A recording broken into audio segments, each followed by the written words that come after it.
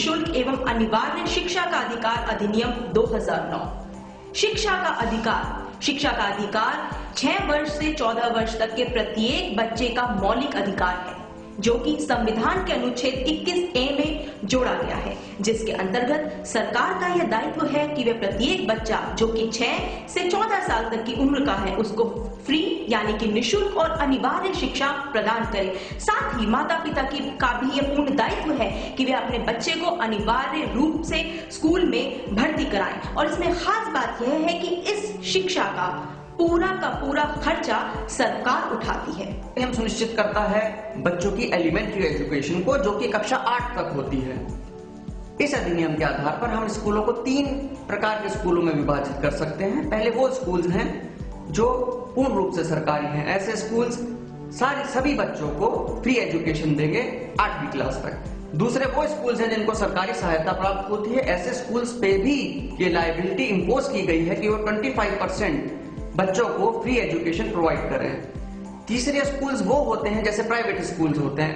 ऐसे स्कूल्स पर भी ये दायित्व है कि वो वीकर सेक्शन के या डिसेबल्ड बच्चों को, जिन्हें दिव्यांग कहा जा सकता है, ऐसे बच्चों को फ्री एजुकेशन का प्रोविजन करें। जहां एक और संविधान के अनुच्छेद 21A में शिक्षा के अधिकार को मूलभूत अधिकार बनाया गया है, मौलिक अधिकार बनाया गया है, वहीं दूसरी ओर हर पेरेंट के लिए एक ड्यूटी भी निर्धारित की गई है, वो भी हमारे संविधान में दी गई है। संविधान का अनुच्छेद 51 के हर पेरेंट पर, हर अभिभावक पर यह ड्यूटी लगाता है कि वे अपने बच्चे को फ्री एवं अनिवार्य शिक्षा के जो अधिनियम जो है उसके अंतर्गत फ्री और कंपल्सरी एजुकेशन जरूर प्रदान करें। आइए जानते हैं कि ये अधिनियम बच्चों को क्या क्या अधिकार प्रदान करता है। बच्चों को मुख्य रूप से 3 अधिकार प्रदान किए गए हैं। सबसे पहला कि किसी भी बच्चे को किसी भी इंस्टीट्यूशन द्वारा कोई भी मानसिक या शारीरिक प्रताड़ना बिल्कुल नहीं की जाएगी। दूसरा, किसी भी बच्चे को जो 8वीं क्लास तक का बच्चा है, जो एक एलिमेंट्री एजुकेशन की श्रेणी में आता है, किसी भी बच्चे को किसी भी सूरत में फेल नहीं किया जाएगा। इसके अलावा किसी भी सूरत में किसी भी बच्चे को स्कूल से डिसकंटिन्यू नहीं किया जाएगा। जहां एक और शिक्षा का अधिकार बच्चों के लिए कुछ अधिकार प्रदान करता है, पेरेंट्स के लिए कुछ ड्यूटीज निर्धारित करता है, वह स्कूल्स के लिए, स्कूल्स मैनेजमेंट कमिटीज के लिए भी ड्यूटीज निर्धारित करता है।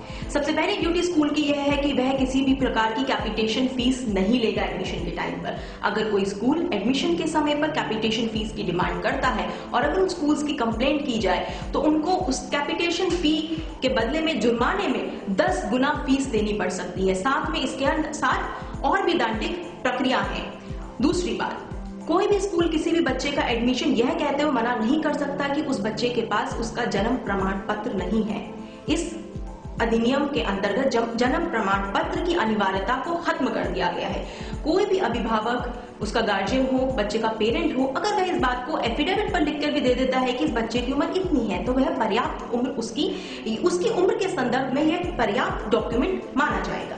तीसरी चीज जो इसमें है कि कोई भी स्कूल अगर अपना ये बताता है कि मेरे स्कूल में इतने बच्चे एडमिट हैं और उसके बदले में वो सरकार से प्रतिपूर्ति मांगता है, रियम्बर्स करना चाहता है कि सरकार उसको पैसा वापस दे, तो उसको पूरे के पूरे अभिलेख दिखाने होंगे। अगर वो इस फैक्ट को कंसील करता है कि वो ऑलरेडी किसी सरकार से अनुदान लेता है, कोई फंडिंग लेता है, वह एडेड स्कूल है, इस फैक्ट को वो कंसील करके अगर सरकार से मांग करता है रियम्बर्समेंट की, तो उसके ऊपर भी इसमें जुर्माना लग सकता है। इसलिए जरूरत है कि स्कूल्स भी सतर्क हो जाएं, अपनी मनमानी ना करें। ये अधिनियम दायित्व निर्धारित करता है टीचर्स के लिए भी कि वो ना तो प्राइवेट ट्यूशंस के लिए किसी बच्चे को बाध्य करेंगे और ना ही टीचिंग व्यवसाय के अलावा किसी अन्य व्यवसाय में लिप्त होंगे।